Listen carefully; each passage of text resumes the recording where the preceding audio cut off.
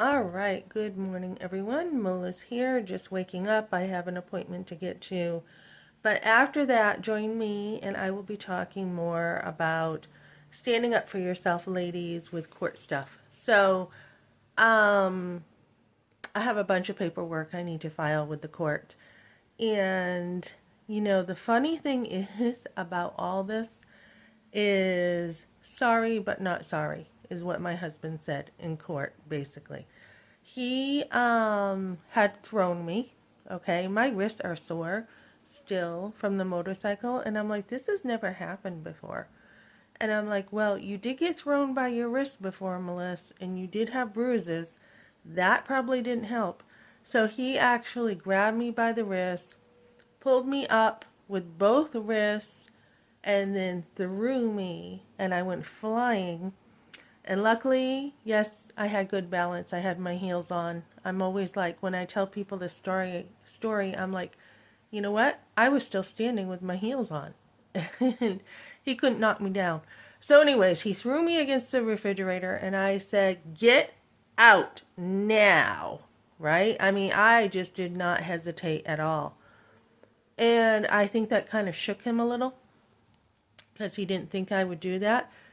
And I'm trying to think if he said sorry right away.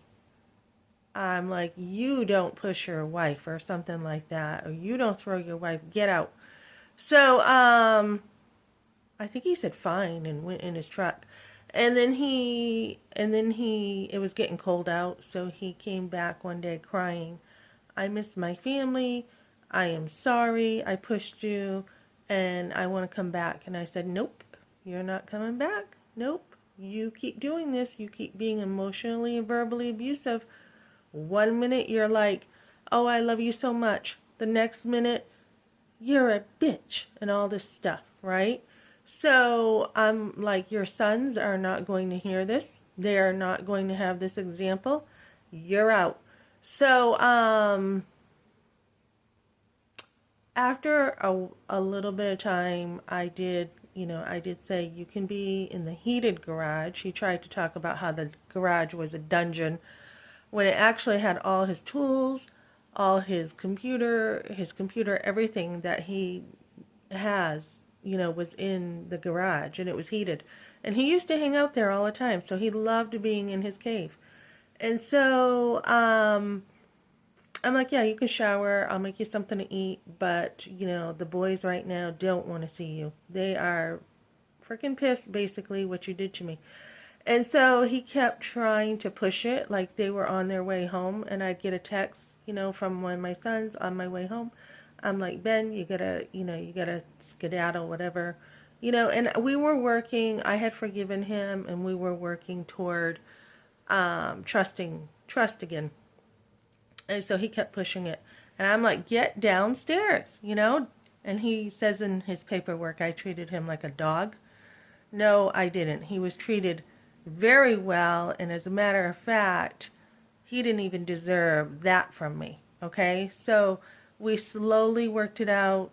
And, come February, he's like, I don't even want this home anymore. We had, slowly worked it out. And then when I came over here, he backtracked and he tried to say that the reason why he was divorcing me is because I kicked him out.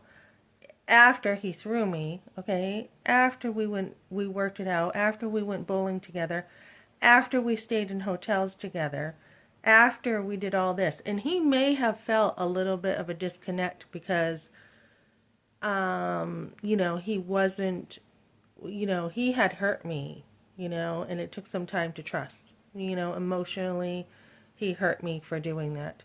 And so I don't know what he was going through. I had gotten him a motorcycle because I'm like, Ben, I don't know what's the matter. He's like, I don't either. And I'm like, I had surprised him with a motorcycle on the side of the road. We went bike riding together. He went through some kind of depression or whatever. And so he tried to blame this on me in court. And not only did he throw me, but he lied about me in court. And Kevin Leandro lied about me in court. And they continue to lie. So I am fighting this, ladies. Stand up for yourself because either he's lying or I'm lying, right? My father used to say that. There's got to be truth. There's got to be truth. Either you're lying or your brother's lying. And I would say, he's lying. And he would say, she's lying. And, I had someone recently say, usually the truth is found somewhere in the middle when you have two people saying something. So yeah, he definitely did this. And if he is sorry, I'm asking that he comes clean. There can be no reconciliation until he comes clean because this is a pattern. Um, when you give somebody trust, okay, and they break it and they say sorry, and then they turn right back around and they're like, oh, not really sorry, after you just totally gave them trust, to earn again, and they break it again, there has to be so many conversations that happen.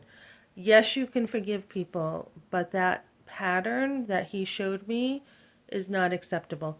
So, it's really up to him. I mean, we can go on and on about this for years.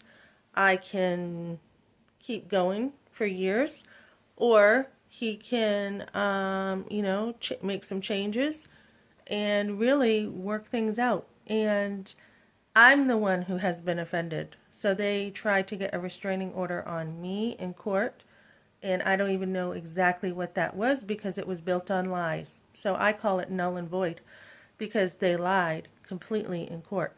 So we can go all the way up with this. These are the choices here. We can go, keep going until the day we die, which is you're supposed to be married until the day you die. Or we can, let me see, we can just, he can go his own way and be lonely the rest of his life. Or, he can apologize and grow up and be a man. You want to raise your kids, guys, to be men. So, I don't even see a couple of my guys anymore. I don't even see them. And that's fine. They're grown men. They're doing their own life. And if he wants to keep, working for his mommy and, making up lies about me, he can. But this isn't going away. It's not something that's just like, oh, okay, let's just move on. Like he tried to say. He tried to say, I've moved on. And I'm like, moved on to what? Moved on to destruction? Moved on to, lies? What have you moved on to?